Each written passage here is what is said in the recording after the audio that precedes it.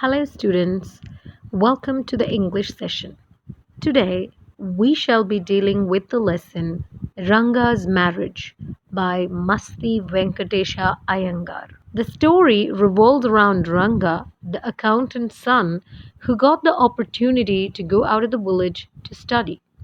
The narrator takes you through a journey where he changes Ranga's perception about marriage and how he staged their union with the help of a Shastri. The narrator comments why he had not given any elaborate title to the present story, like Ranganatha's Vivaha or Jagannatha Vijaya. The reason is that the story is about a common boy, Ranga, and his marriage. He's an accountant's son and native of the village Hazahalli. Hazahalli is yet another unfamiliar name as the English writers do not know of the existence of such a place and hence do not mention it. Most people are like sheep who follow others blindly. Hence, when neither the English writers nor the geographers referred to it, the cartographer did not put it on the map. However, the narrator feels Hazahalli is an important place in Mysore state. Even Dr. Gundabhatta, who has visited many places, thinks the same about this village. He feels that the raw mango trees in the village have such an extreme potency of soreness that they can certainly give a terrible cough. Just as the mango is special, so is everything else around the village.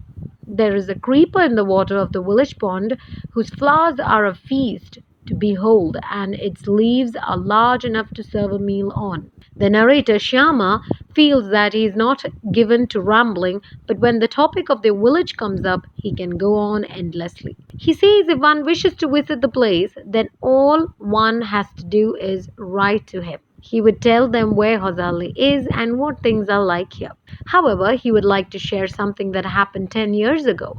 Unlike the present, 10 years back, most people did not know English. These days, people import a lot of English words into the language.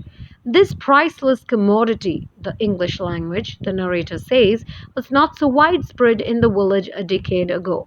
The village accountant was the first person in the village to send his son, Rangappa, called Ranga, to Bangalore to study.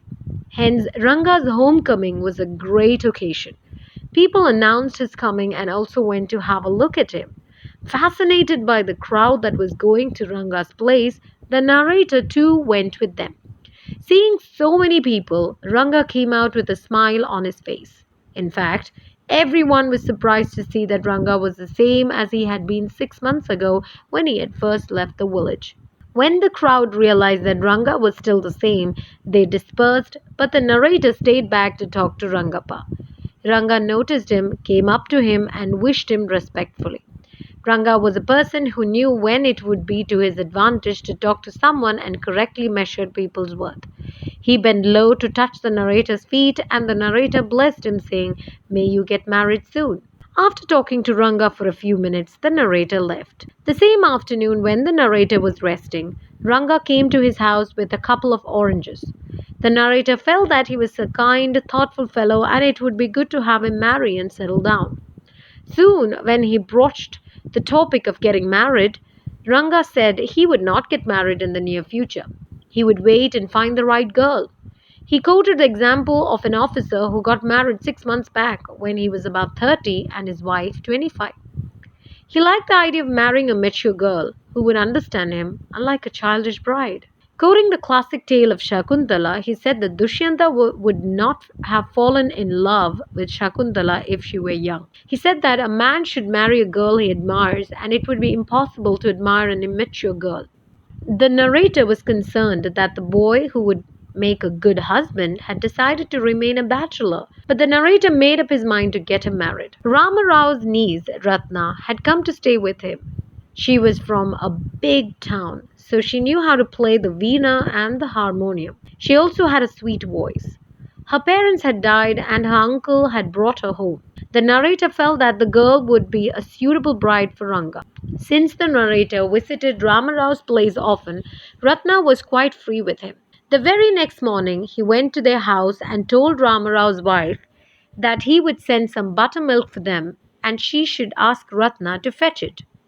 Ratna came wearing a grand sari. The narrator told her to sit in his room and requested her to sing a song. He also sent for Ranga. While she was singing the song, Ranga reached the door. He was so enamored by the voice that he stopped short at the doorstep as he did not want the singing to stop. But because he was curious to see the singer, he peeped in. When Ratna saw the stranger, she immediately stopped. Ranga looked very disappointed when the singing stopped. He asked the narrator why he had sent for him. The narrator noticed Ranga repeatedly glance at Ratna as she stood at a distance with her head lowered. When Ranga realized the narrator had noticed him looking at her, he was self-conscious and expressed a desire to leave. But these were merely words, as he did not make a move. Ratna ran inside, overcome by shyness. Ranga asked who the girl was, but the narrator told him that it did not matter to either of them who she was, as she was already married and Ranga had decided not to get married. When the narrator said that Ratna had got married a year back, Ranga was visibly disappointed. The next morning, the narrator went to the Shastri, a priest, an astrologer, and told him to keep everything ready to read the stars and also tutored him what to say. He met Ranga that afternoon. He was still looking lost in thought. He told Ranga to accompany him to see the Shastri to find out astrologically whether the stars were favorable for him or not. Ranga accompanied him. As planned, the Shastri pretended to make certain calculations and said that his problem had something to do with a girl. He added that the name of the girl was something found in the ocean, such as Kamala, Pachi, or Ratna.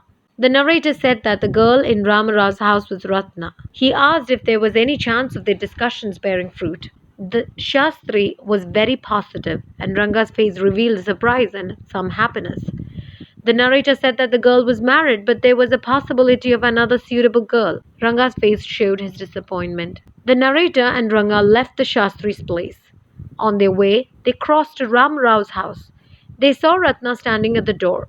The narrator went in alone and came out a minute later and announced that he was mistaken and that Ratna was not married.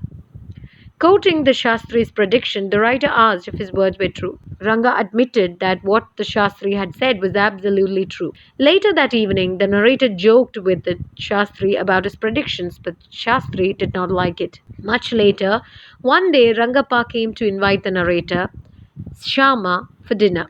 He said that it was his son, Shama's third birthday. The narrator was familiar with the English custom of naming the child after a person one liked. He asked Ranga, now that his wife was 8 months pregnant, who was helping his mother to cook. Ranga said that his sister had come with her. When the narrator went there for dinner, Shama rushed to him and put his arms around his leg. The narrator kissed him and slipped a ring on his tiny little finger. With that, we have come to the end of our session. Thank you and have a nice day.